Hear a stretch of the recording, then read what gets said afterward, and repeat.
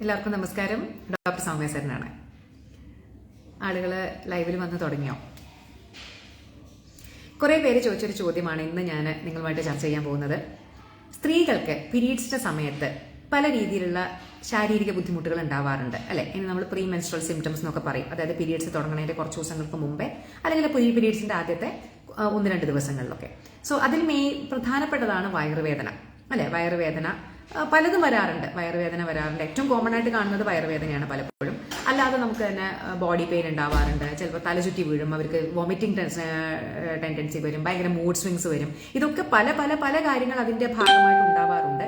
എങ്കിൽ പോലും ഏറ്റവും കൂടുതൽ കാണുന്നത് പലപ്പോഴും വയറുവേദനയാണ്. പല സ്ത്രീകൾക്കും ഇത് കാരണം കുട്ടികൾക്ക് പലപ്പോഴും സ്കൂളിൽ നിന്ന് ലീവ് എടുക്കേണ്ടി വരും, കോളേജിൽ പോകാൻ പറ്റില്ല. പല സ്ത്രീകൾക്കും ജോലി സ്ഥലത്ത് നിന്ന് ലീവ് എടുക്കേണ്ടി വരും. അത്രയ്ക്ക് സിവിയർ ആയിട്ടുള്ള വയറുവേദന ഉണ്ടാവുന്ന പലരും ഉണ്ടാവാറുണ്ട്.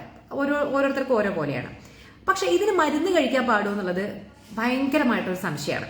പലപ്പോഴും ഞാൻ പറഞ്ഞു കേട്ടിട്ടുണ്ട്, ഇതിന് മരുന്ന് കഴിച്ചു കഴിഞ്ഞാൽ അത് ഭാവിയിൽ അവർക്ക് ബുദ്ധിമുട്ടുകൾ ഉണ്ടാക്കും, ഭാവിയിൽ വന്ധ്യത അല്ലെങ്കിൽ ഇൻഫെർട്ടിലിറ്റി, അവർക്ക് കുട്ടികൾ ഉണ്ടാവില്ല, അല്ലെങ്കിൽ ഭാവിയിൽ ഭയങ്കരമായിട്ട് അത് കിഡ്നിയെയും ലിവറിനെയൊക്കെ ഭയങ്കരമായിട്ട് ബാധിക്കും.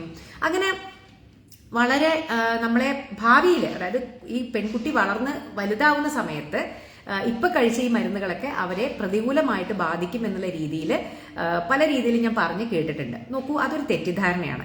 നിങ്ങൾ പ്രീമെൻസ്ട്രൽ സിംറ്റംസിന് നിങ്ങൾക്ക് ഉണ്ടാവുന്ന ബുദ്ധിമുട്ടുകൾക്ക് മരുന്നുകൾ കഴിക്കുന്നത് കൊണ്ട് നിങ്ങൾക്ക് ഭാവിയിൽ അങ്ങനെ പ്രശ്നങ്ങളൊന്നും ഉണ്ടാവില്ല. പക്ഷെ ഒരു കാര്യം ഞാൻ ആദ്യമേ പറയാം, സ്വന്തം ചികിത്സയല്ല.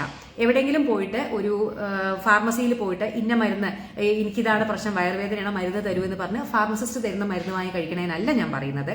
ഇങ്ങനൊരു ബുദ്ധിമുട്ടുണ്ടെങ്കിൽ നിങ്ങളുടെ ഗൈനക്കോളജിസ്റ്റിന്റെ അടുത്ത് പോയിട്ട് ഗൈനക്കോളജിസ്റ്റ് സജസ്റ്റ് ചെയ്യുന്ന മരുന്നുകൾ നിങ്ങൾക്ക് അവരുടെ പ്രിസ്ക്രിപ്ഷനോട് കൂടിയിട്ട് അല്ലെങ്കിൽ അവരുടെ ഗൈഡൻസോട് കൂടിയിട്ട് നിങ്ങൾക്ക് ഉപയോഗിക്കാം.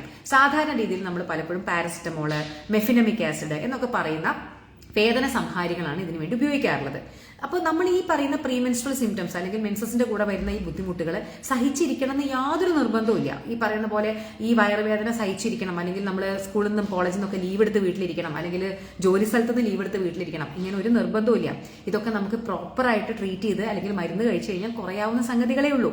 അപ്പൊ അതുകൊണ്ട് തന്നെ നമ്മുടെ ലൈഫിനെ നോർമലൈസ് ചെയ്യാൻ വേണ്ട മരുന്നുകൾ ആവശ്യത്തിന് കഴിക്കണോണ്ട് ഒരു തെറ്റുമില്ല. ഇത് നിങ്ങളുടെ ഭാവിയിൽ നിങ്ങൾക്ക് വന്ധ്യത ഉണ്ടാക്കില്ല, നിങ്ങൾക്ക് ഇൻഫെർട്ടിലിറ്റി ഉണ്ടാക്കില്ല.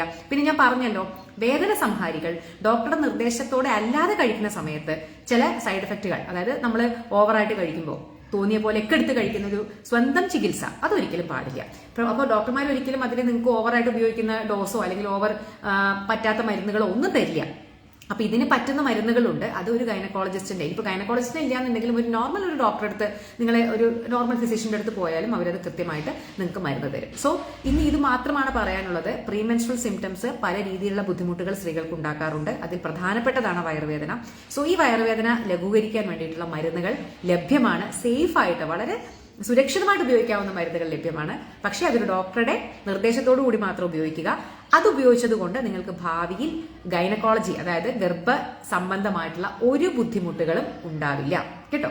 അപ്പൊ ആ ഒരു പേടി വേണ്ട. പല അമ്മമാരും ഇങ്ങനെയൊക്കെ പറഞ്ഞ്, എന്റെ അമ്മയൊക്കെ ചെറുപ്പത്തിൽ പറഞ്ഞ് എനിക്ക് നല്ല ഓർമ്മയുണ്ട്, മരുന്ന് കഴിക്കേണ്ട, മരുന്ന് കഴിച്ചാൽ ഭാവിയിൽ പ്രശ്നം ഉണ്ടാവും എന്നൊക്കെ. സോ ഇന്നും പല അമ്മമാരും ആ ഒരു വിശ്വാസത്തിൽ ഇരിക്കുന്ന അമ്മമാരുണ്ട്.